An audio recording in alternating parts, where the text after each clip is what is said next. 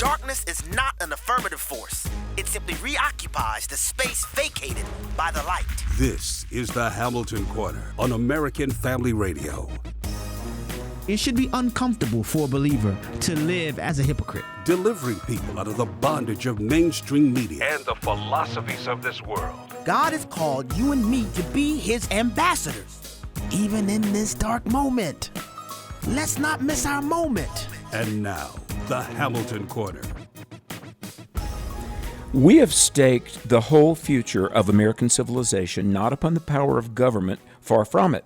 We have staked the future of all our political institutions upon the capability of mankind for self-government, upon the capacity of each and all of us to govern ourselves, to control ourselves, to sustain ourselves according to the Ten Commandments of God. Who said that? Well, James Madison, the fourth president of the United States, a member of the 1787 Constitutional Convention, and the man they call the chief architect of the U.S. Constitution. Well, I welcome you to the Hamilton Corner. Alex McFarland here, and in a moment I'll explain why I chose to open with that quote, but I want to welcome you. I want to say a big thank you to attorney and pastor and commentator Abe Hamilton III for allowing me to sit in his stead, and I'm very honored to do so. And folks, we have a spectacular show today. I'm just very honored to have with us in a few moments a great American, in my opinion, a healthcare professional who served 3 years in the Trump White House as senior healthcare advisor to President Donald Trump, Katy Talento, and we'll bring her up in just a moment. But part of the reason that I opened with that quote about governing ourselves according to the Ten Commandments of God, there was a famous Christian leader a century ago. His name was G.K. Chesterton, Gilbert Keith Chesterton. And Chesterton said this about the natural law of God written on the heart of all people. We can call it conscience. We can call it moral truth that really is innately known to all people. And it mirrors perfectly the Ten Commandments of Exodus chapter 20. But G.K. Chesterton once said that we can control ourselves by the Ten Commandments within, or we will have to be controlled by the 10,000 commandments from without, meaning endless laws and not an objective North Star, shall we say, for truth and law and liberty. And I would say, being married to a nurse for 33 years, my wife Angie is a registered nurse, nowhere has the politicizing of our country and our liberties being jeopardized and at times even taken away. Nowhere is this more visible than, I would say, within the healthcare industry. But to help us weigh in on this and get some insights is an expert, and I don't use that word lightly. But Katy Talento is she was part of the Trump White House for 3 years. And Katy, you correct me if I mispronounce this, an epidemiologist. Did I say that correctly? That's right, yes. And what does an epidemiologist do, Katy? Yeah, great question. Nobody could ever pronounce epidemiologist before COVID, but I think, unfortunately, everyone's gotten a little familiar with them now, right. More than we ever wanted to. But yeah, typically what an epidemiologist is, we study the patterns and behaviors of diseases in population. So our patient is a population, not an individual. Mm-hmm. Well, I want to say thank you. On short notice, you made time to be with us on the show. And even as, since our staff reached out to you this morning and then hear you and I sit down at the microphone, there are already some stories in the news with overtones and implications for healthcare. But just as a medical professional and one who has served in our government, how concerned are you about the goal of healthcare not just being the well-being of patients, but political agendas and the rights of Americans being diminished, if not lost, through healthcare? Give us any backstory you'd choose to bring us up to speed on your journey, but then let's talk about the landscape of law, liberty, and healthcare. Yeah, so I think it's kind of sad that healthcare used to be the most politicized issue. And we fought for many years about Republicans versus Democrats. But these days, I actually think it's less political than ever, which may sound strange. But what I mean by that is it's no longer Republicans versus Democrats. It's actually just the healthcare swamp versus the rest of us. The healthcare industry, and it really is an industry, it is the biggest industry in America. The lobbyists for the healthcare industry, are billions of dollars of lobbyists. And, there's more spent on lobbying in the healthcare industry than all other industries combined, including energy, including defense. Really? So, oh, yes, by far. Oh, that's saying a lot. Yes. And the corporate control of the healthcare industry is really the story of the decade. This has been a long time coming. It wasn't always as bad. But it is really that bad now. And it's so bad that, doctors and nurses like your wife of good conscience are having a really hard time staying in the industry. It's no longer about health. It's about sick care and products and services sold to sick people. So when your profit is made based on how many products and services you can sell to sick people, at higher prices, you're going to get more and more sick people and, more and more high-priced products and services.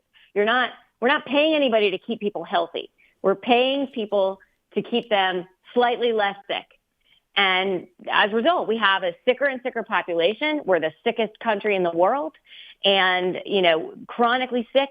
We decades ago, when I was growing up, even in the 70s and 80s, the number of chronically ill children was, maybe one in hundreds, one in thousands.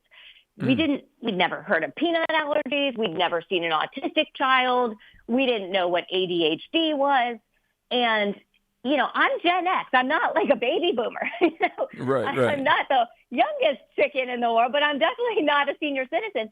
That's what it was like when I was growing up in the 70s and 80s. Today, 1 in 3 children has a chronic disease. What is going on? We are sicker than ever. And you look at, I just saw an interesting set of photographs where it was photographs from beaches in the 60s and 70s and compared with photographs of the beaches today. And the obesity rates today, you look at these photos from the 60s and 70s where it's like just normal-sized people of that day was completely different than normal size today. And, we haven't changed what we think we're eating that much, right? We haven't changed, we still eat sort of sandwiches, meat and potatoes, but the chemicals and the pesticides and the exposures that we're undergoing, there's something going on. And even in Europe, they don't have the obesity. They eat fat and bread, and they're not obese the way we are. What is going on? And they have a lot of regulations about what's allowed in their food and on their crops that are not, we don't have those regulations here. Why? Because of the industry interests. So, I know I kind of sound like a socialist. I sound like a leftist talking this way. But I'm telling you, decades of working in the healthcare policy space has taught me that, our Democrat friends on the other side of the aisle are not the problem. The problem are the industry interests, and they have purchased both parties. And the solutions are not partisan. I do think that, as costs go up higher and higher, Republicans might have a different solution to that than Democrats. Right. But I think that the real root cause problems are, and the solutions to those problems are not actually partisan. And I had the chance in the Trump administration to work on some of those, but, we haven't even scratched the surface of them. Well, think about this. I mean, here's proof right here about how companies and perhaps individuals seem to have a vested interest in us being sickly. Just turn on the TV. Katy, I remember growing up, and I'm kind of a news junkie. I mean, it wasn't that many years ago that you would never really see commercials about pharmaceuticals. And my goodness, 30 minutes of television nowadays, every other commercial is about some sort of medicine. And I always have to laugh. Like there'll be some medicine about, some condition, and it'll say, and they've got all these cutesy brand names, like Abilify or something. And then in like machine gun rapid fire vernacular, they'll say may cause death, may cause serious, and you listen to the side effects and you're like, you know what? I'm okay. I pass. But talk about the proliferation of television commercials for pharmaceuticals, if you would. Well, it's funny. There is only one other country in the world that allows the pharmaceutical company to advertise directly to consumers, and that's New Zealand. But most countries have figured out that there is that's no good. There is trouble when you start letting pharmaceutical companies directly sell their wares to patients without any sort of mediating factors. And what we see going on, there's a reason they invest that much money in it. It absolutely drives utilization. We think, I remember as a Republican, we used to be on the side of direct-to-consuming advertising. We used to be the ones that said, oh, no, the Democrats want to shut these ads down, but we're pro-pharma because we're pro-innovation and cures. We want new cures. We want the private sector is the only solution for that. And so we were always sold to the American people as, the party that's in the pocket of big pharma. And I'll tell you, when I started working for Donald Trump, he really blew a lot of things up in health policy as in other areas of policy. He really changed the party platform and kind of what was an acceptable Republican position on things. And direct-to-consumer advertising was one of them. It's funny because when he really wanted to take on the price of drugs. And so we had to come up with policies around how to lower the price of drugs. And one of the things that we thought we would be for is just price transparency. We did a lot of work on price transparency for hospitals, for insurers. Those policies are just starting to take effect recently. But one of the things we failed to do is drug pricing, and one of the policies that we proposed was, the pharma guys, they would say to us, these direct-to-consumer ads are really, really important. And we'd say, okay, well, you're listing, like you just mentioned, Alex, you're listing all the ways that this drug can kill you and, Yes. may cause a 4-hour, you better call your doctor, and may cause death, may cause you to grow a third head. And so, while they're listing that, we thought, well, why not if they listed the price too? May bankrupt you, may cause you to qualify for welfare, what if we made them put their price into those ads? And they freaked out. And they came in, Wow. I'll never forget the political people, whose job it is to sort of babysit the donors. The political office in the White House called over to us and was like, Katy, we really need you to meet with pharma. And I said, I don't want to meet with pharma. I know what they're going to say. They hate our drug pricing ideas. I don't want to meet with them. I get it. And they're like, no, we really need you to, Katy. So, okay, all right.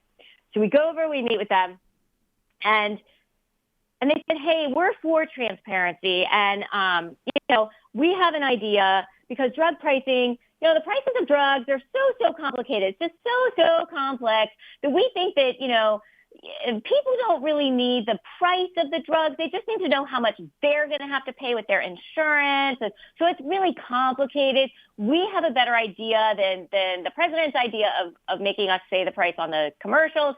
What we'll do is we'll put a link, a hyperlink on our commercials to a website that people can go to find out the prices. And we said, well, yeah, you should definitely do that. I'm supportive of you having a big, complex website with a bunch of complicated drug pricing information. That's great. You should do that. And they said, well, great. Okay, then we're agreed. So we don't have to put the price in our ads. I'm like, oh, no, you still have to put the price in the ads. If you want to put a URL there, you can as well. But right. Then I went to this. So a few months later, they have this website up and running. And I go to the website trying to find a price. Was nowhere to be found. Oh my goodness. Was a bunch of gobbledygook, a bunch of questions. You can do this interactive tool to find out your price. So I said, hey, okay, Katy, I'm going to put in. Katy, hang on one second. We've got to take a brief break. This is Rich. Folks, you're listening to Katy Talento, former healthcare advisor to President Trump. We're going to come back, and we're going to get the straight scoop on what's going on with our doctors in healthcare. Stay tuned. We're back after this. Some guy who claims to be a girl is not science. I'm sorry. It's not. You just can't claim to be something that you're not. No, we don't allow people to choose their ethnicity. No. Or their age. No, I can't say I'm an Eskimo, so provide me with a free igloo. We don't let people do that. We don't. You're a male, and you can't claim to be a female because you're not. Today's Issues, weekday mornings at 11 Eastern and 10 Central on American Family Radio. Isaiah says, we shall beat our swords into plowshares and our spears into pruning hooks, and nation shall not lift up sword against nation, neither shall we study war anymore. And I believe that day is definitely coming, that Jesus Christ, the King of Kings and the Lord of Lords, will bring us prosperity, harmony, but that's not the world we live in yet. Tune in to The Awakening, weekdays at noon Central on American Family Radio. Little did you know that the same legal terminology, the same legal terms that we use today, probable cause, just cause, there's multiple ways to describe it, but David uses that same terminology. How do we know what's just? Well, we know what's just by looking at God's Word. That's where we get our ultimate definition of justice from. AFA at the Core with Walker Wildman. Weekday afternoons at 1 Central on American Family Radio.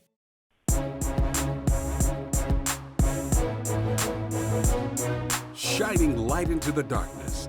This is the Hamilton Corner on American Family Radio. Welcome back to the program. Alex McFarland here, sitting in for attorney, pastor, commentator Abe Hamilton III. By the way, this program, if you're listening, we're talking with Katy Talento, former healthcare advisor to President Donald Trump. And let me refer you to her website, which is savechristianhealthcare.org. SaveChristianHealthcare.org. I would urge you to visit that site. And also on the website afr.net, as in AmericanFamilyRadio.net, you can listen to this program again and forward a link to friends. Maybe you've got friends as we're talking about the state of our health care and your rights and your welfare, folks. Maybe you want to share this with people.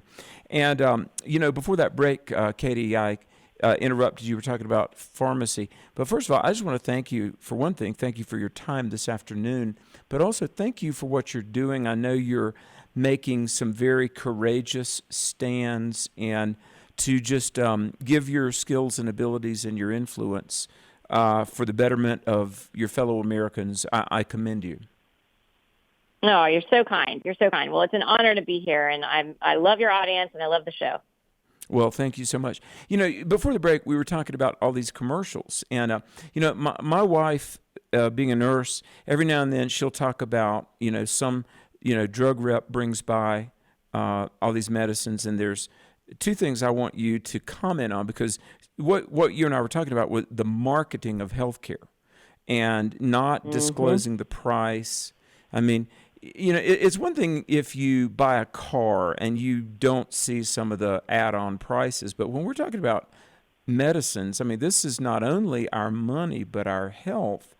And my wife talks about how the drug reps will come by the office and feed everybody sushi and filet mignon and then give out all these samples. Well, within the drug samples are what they call the poop sheet. And it's all of the facts. And every now and then, just for lack of anything better to do, Katy, Angie would bring home some samples, and I would read the, quote, poop sheet.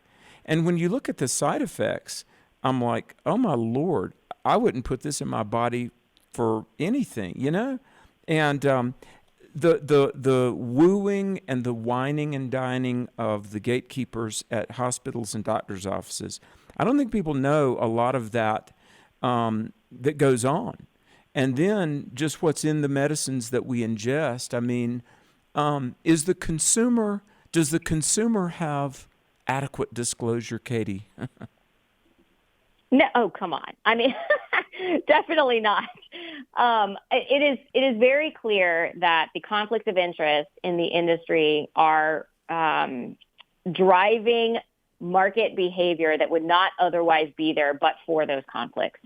And Yes. so what you're talking about that is just what you're talking about is actually one of the smallest problems of conflicts of interest. And it is a huge one. So you're right. And I think, doctors and nurses, they do not think that they are influenced by these matters. But I will tell you, by getting a free lunch, they will tell you, oh, I know what's going on here. I understand my free lunch is they're trying to sell drugs through me. Like, I get it. I'm not going to be influenced by that because I'm aware of what's going on. But the fact is, there have been studies done on this. And doctors, prescribers, whether they're nurse practitioners or MDs or osteopaths or whoever's prescribing, are absolutely influenced by these lunches and by having the free samples. And mostly, and I'll tell you this, having been a Capitol Hill staffer for decades before I worked in the White House, they are influenced by the relationship. It's not that you get free food. It's that the free food is really about building a relationship with you. And I know that when I was lobbied for years and years, early before the Stock Act was passed, I don't know, in 2012 or 2013, something like that, before that, it was a free-for-all, and lobbyists would take us to lunch every day. I mean, I got a steak lunch every day, okay? Oh, yeah. And the restaurant industry in Washington, D.C., was dependent on this. And so it took me a long time to realize that those relationships actually made a difference. Those lunches made a difference. And once I became friends with somebody, I thought I was just, getting to know somebody, being polite, hearing their case, getting a free lunch.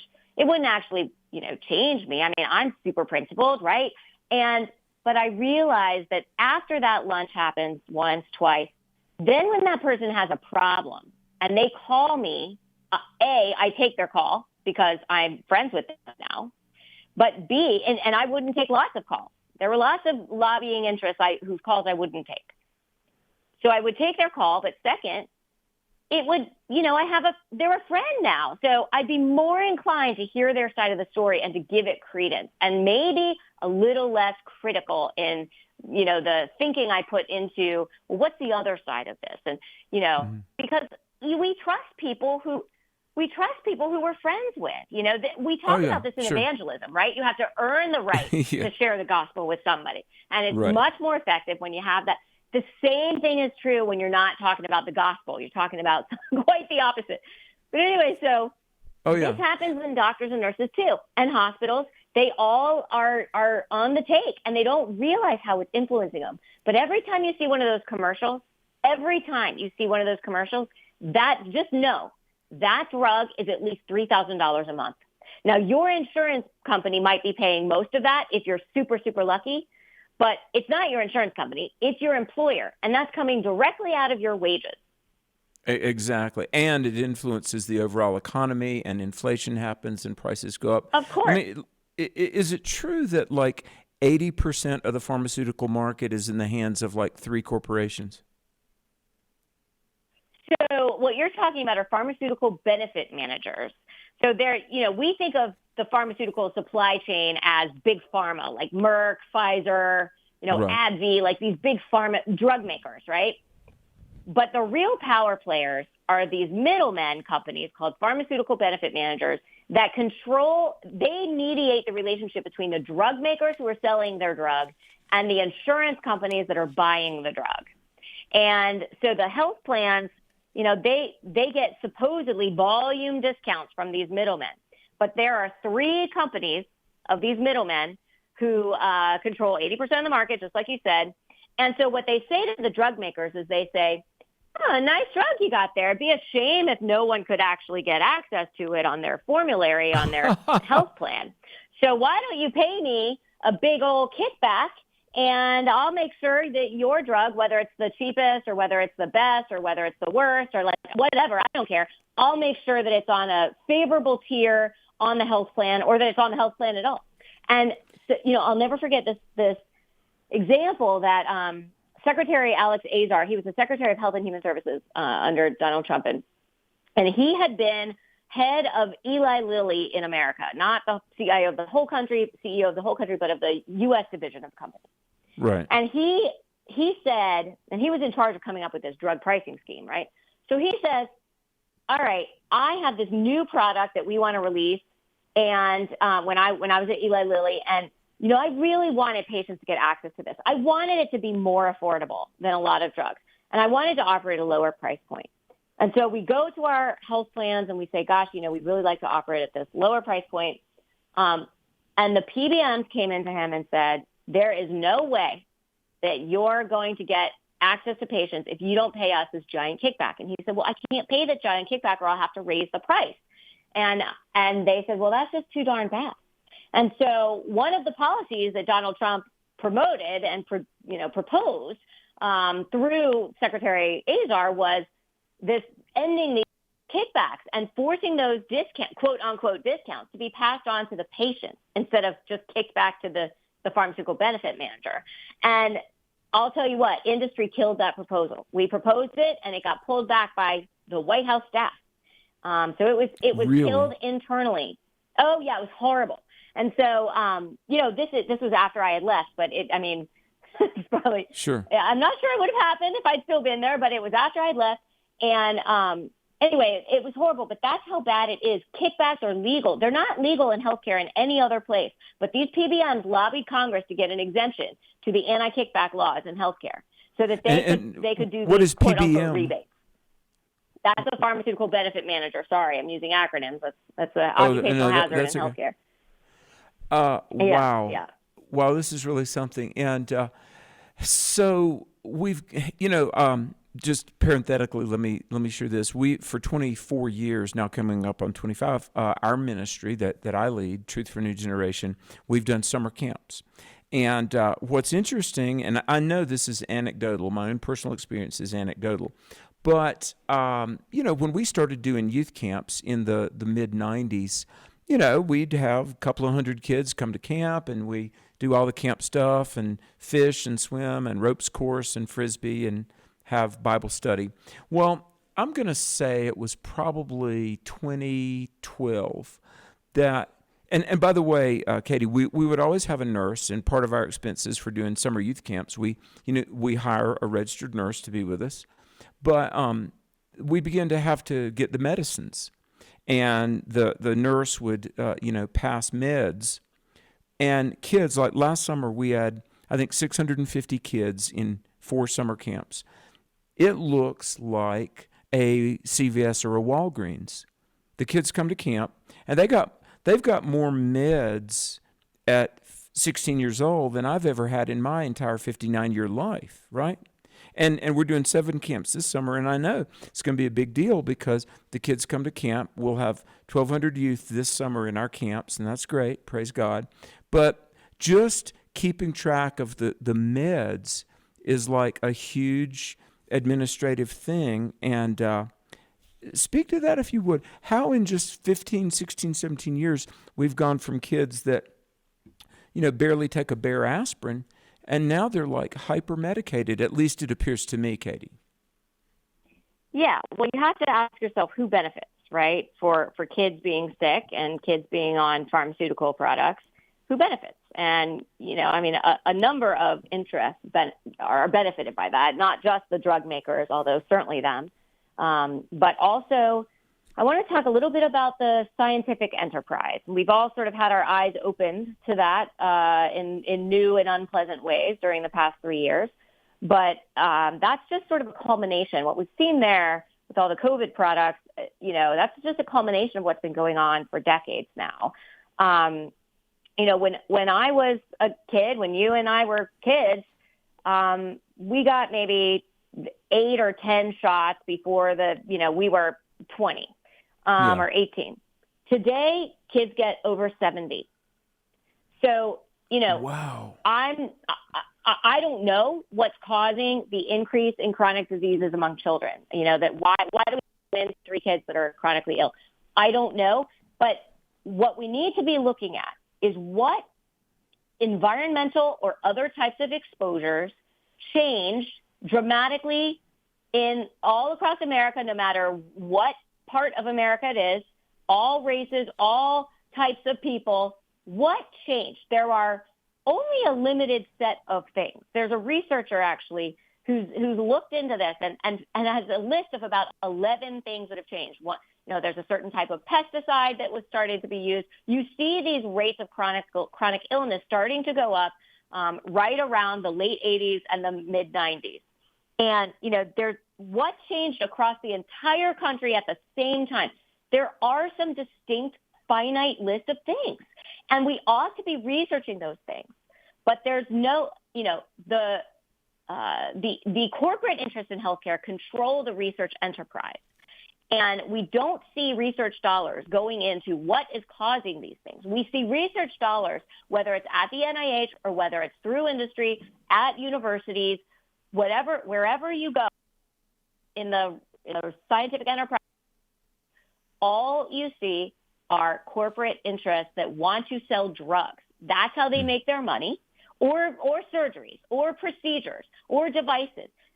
That's how they make their money, and so that's what funds the research. And I mean, I can't believe I sound like Bernie Sanders. I know I do, but this is a fact. This is what's driving research. We're not studying what's causing these problems. So, for instance, like your audience may not realize, there was never a independent, placebo-controlled, randomized controlled trial for any childhood vaccine ever before the vaccine was approved. Not one vaccine on the childhood schedule not one trial was carried out on any of them. Now, are you talking about like MMR, tetanus, the vaccines we got growing up? Yep, they were all based on control groups that were some other vaccine. That was the control group, right? Or the previous version of a vaccine that's a new version of the same vaccine. It was never, a control group where you say, here's kids that don't get this thing at all, and here's kids that, get the thing. And let's see who's healthier after 5 years or 10 years. None of that. That is absolutely required for drug products, but not for vaccines. So I'm not saying that vaccines have caused this. I'm saying we don't know what's caused this, and nobody's doing that research. Right. So and there are pesticide candidates for this as well. There is significant research about the effect of electromagnetic radiation and frequencies, like the types we get from we get from phones and devices and 3G and 4G and 5G and cell towers. I mean, there's endless amounts of information about the health effects of that kind of radiation that's everywhere. And also our sedentary lifestyle doesn't help. I don't think we're as physically active as previous generations. Katy, can you hang on for another segment? We've got a break. Folks, this is so valuable. Katy Talento graciously being with us for some time to give us a little eye-opening crash course in what's going on with our healthcare, because that touches all of our lives. Folks, stay tuned. The Hamilton Corner, alexmcfarland.com is my website. SaveChristianHealthcare.org is the website for Katy Talento, and I would refer you there. And again, of course, on afr.net, you can re-listen, save this show, forward it to a friend. We're going to be right back after this. Stay with us.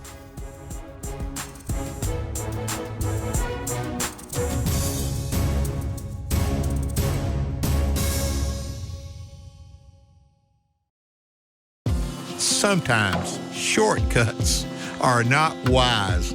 If that's true physically, how true that might be spiritually. I think all of us have shortcut stories, but there's some you don't want to shortcut when it comes to getting to God, do you? There is no shortcut to God. It's only through Jesus. Exploring Missions with Bert and Nathan Harper. Saturday afternoons at 2:30 Central and Sundays at 1 Central on American Family Radio. My wife, Jan, played in the marching band in high school and then in college. They all had matching uniforms. But when they played the music, nobody played exactly the same thing. As believers, unity of the faith, we're not the same. We're different. We have different parts to play. But there can be unity as we play our part in Christ Jesus.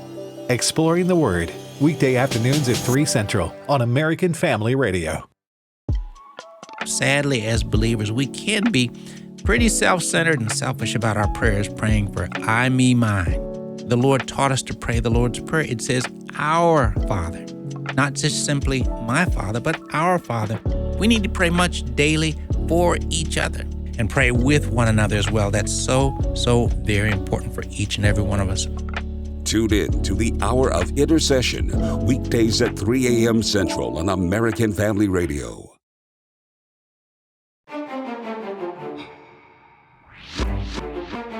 The Hamilton Quarter podcast and 1-minute commentaries are available at afr.net. Back to the Hamilton Quarter on American Family Radio. We're back. Alex McFarland here, having just a fascinating conversation with Katy Talento, former healthcare advisor to President Donald Trump, and now you can find her at savechristianhealthcare.org. But I also know you're a courageous voice in the media.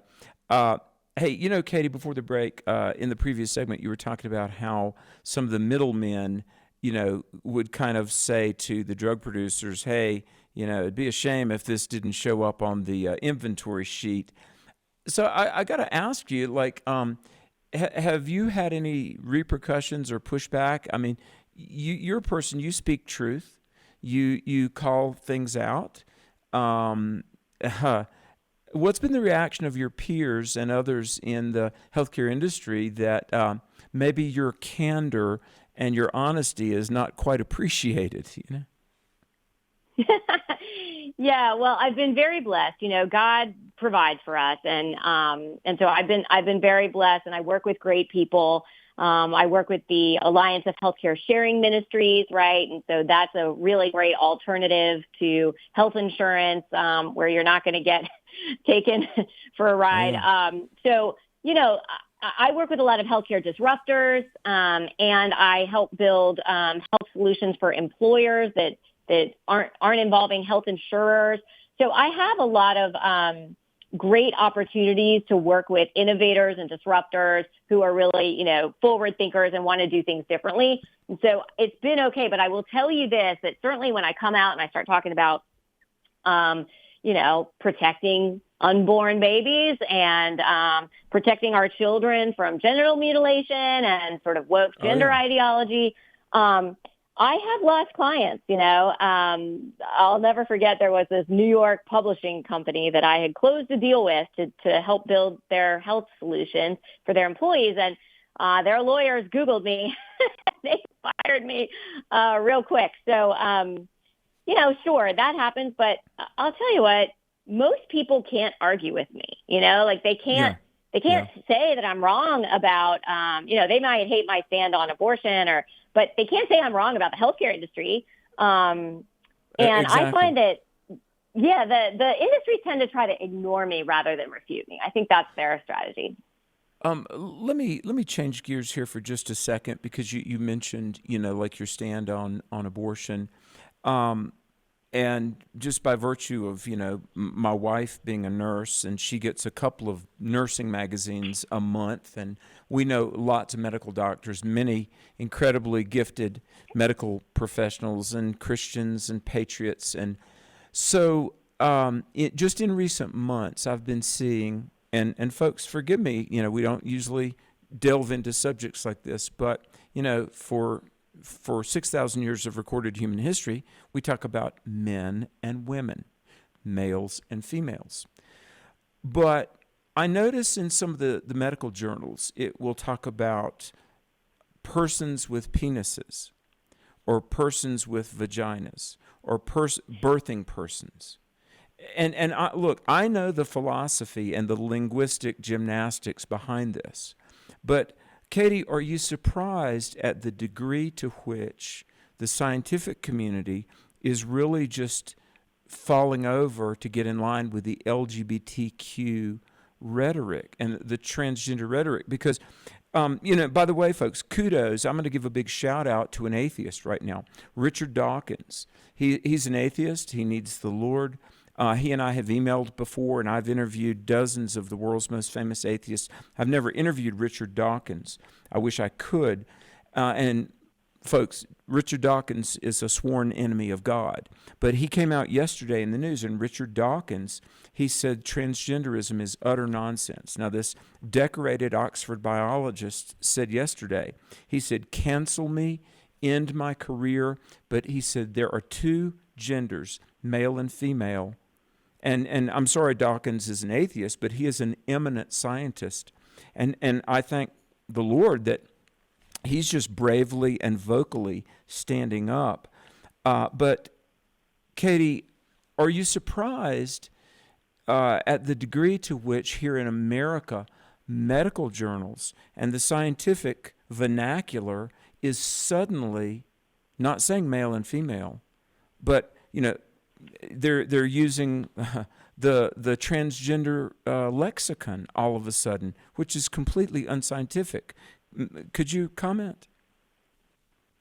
Yeah, I mean, you cannot simultaneously say that gender is just a state of mind and then also demand that in order to be the gender that I feel that I am, I must mutilate my body. I must dress a certain way and, put on dresses if I'm a biological male and wear makeup and make everybody calm. But wait, I thought gender was in your mind. Like, why do you have to do all that?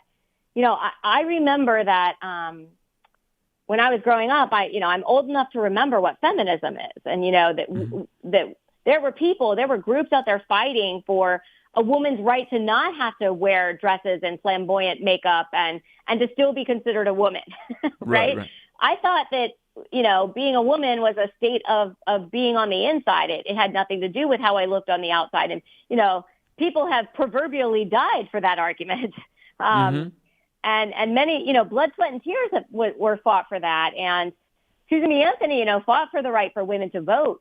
I think it's terrifying for, first of all, as a mother and as a grandmother, it is terrifying for to see that. And I am offended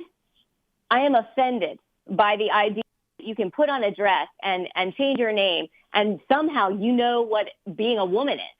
Right. And that you can invade a locker room and you can join a sports team and that you're a woman.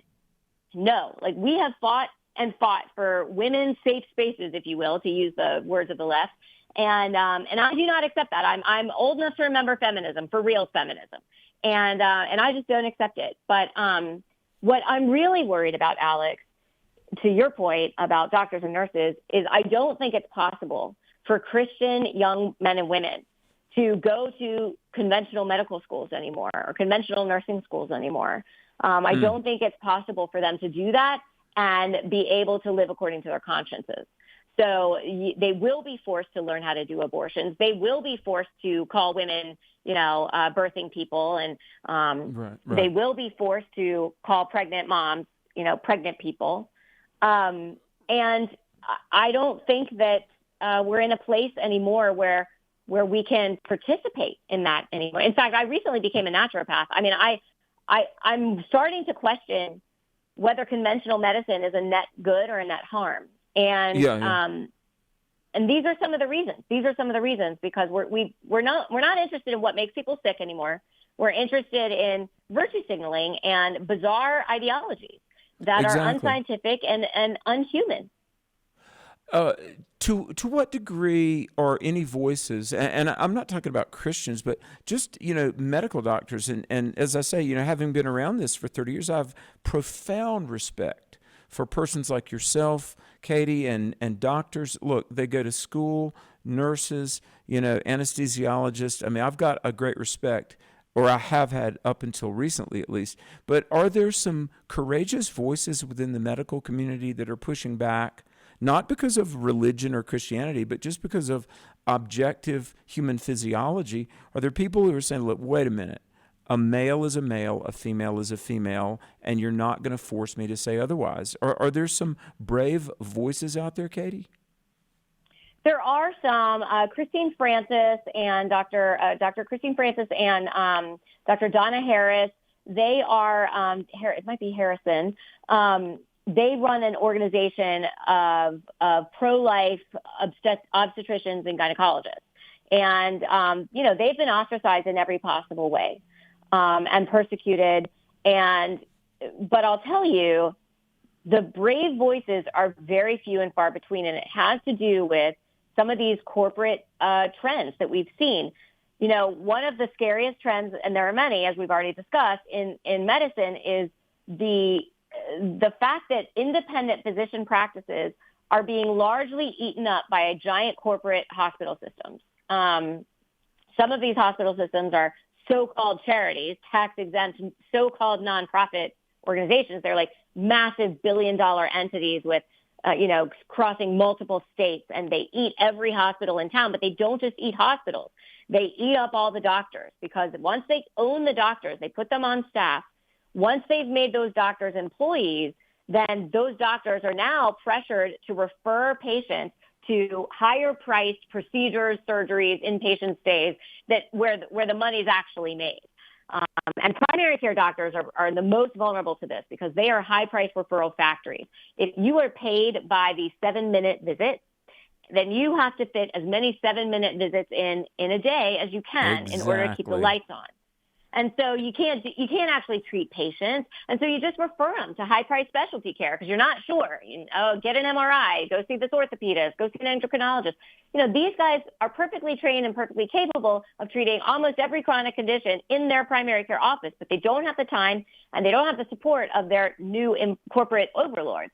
So you're not going to get doctors speaking out in this environment. I mean, my goodness, licensure boards in many, many states are taking on any doctor that comes out and says anything against the leftist ideology and orthodoxy. And that's the end of their livelihood. So it's very scary. It's very scary time right now for medical professionals. And I think, as a Christian community, we are going to have to start to open our own medical schools, open our own nursing schools, or we're going to be pushed entirely out of the entire profession. Wow. As a minister, I work with a lot of people, a lot of elderly people. There's a couple that we have helped, an older couple. My wife didn't know this till they came to us, but what do you think of this, Katy? Just comment. I won't elaborate on the details, but it was an older gentleman. He had a stomach ache. It was nothing. It was not literally nothing. But in the space of about 6 weeks, he got 4 different MRIs. And, my wife she said, look, it's an older guy, very sedentary. He had a tummy ache. But see, older people, very compliant, very susceptible to suggestible things that make them very afraid. Now, 4 MRIs, that does not come cheap, does it? All in the space of about 5 weeks, 5-6 weeks. But so my point being, there is upselling. There is suggestive selling and upselling, isn't there? Well, the most trusted thing in America is the white coat. And it's the older you are, the more you trust it, and the more dependent and vulnerable you are. And so this power differential between the person in that white coat and the vulnerable, sick, elderly patient, it's not a fair playing field. And so these older people, they've been raised and taught to respect these, very educated people who must know more than I do. And they don't understand the corporate interests at play. And so, yes, you're right. An MRI should cost, between $200 and $400. But what most hospitals are charging is between $1,500 and $4,000. Exactly. So it's disgusting, and it's one of the reasons why President Trump was so enthusiastic about his price transparency initiative. We didn't just try to impose this on drug companies, but actually passed some policies that required hospitals to post all their secretly negotiated prices with insurance companies, and to require insurance companies to do the same thing as sort of a check and balance on each other, but also for non-hospital care as well. Those policies are just now being enforced, and not being enforced particularly well, I must say. But they're out there, and we're hoping that they're starting to make a difference in the market. But, it's the only industry on earth where the customer has no way of finding out quality information about the product and has no way of finding out the price of the product. There's no other industry that is allowed to get away with this. And then we wonder why the prices go up, because Katy, they can get away with charging anything. Yeah, we're almost out of time. This is such a blessing, and I am so grateful for you. We've only got like a minute and a half left. Give us an assignment. If you had a call to action for the American healthcare consumer, what would it be, Katy? So I would say to start to look for alternatives. You don't have to stay in the insurance model, in the hospital model. You don't have to do that. And the more we can do to invest in the cash economy, the better. And so one of the best ways to do that is to join a healthcare sharing ministry. They tend to stay outside of sort of the corporate system. It's Christians coming together, sharing one another's burdens. But also there's a new model of primary care called direct primary care, where you pay a doctor a flat monthly fee and you get unlimited care from that doctor. And it's allowing Christian doctors to get out of this corporate machine and still keep the lights on. This is the future. These cash prices. Even surgeons are doing this, offering transparent cash prices for knee replacements, and they own their own surgery centers. This Katy is the way Talento, to we're go. almost out of time. God bless you. SaveChristianHealthcare.org. Alex McFarland here. Thanks to our guests. Thank you for listening.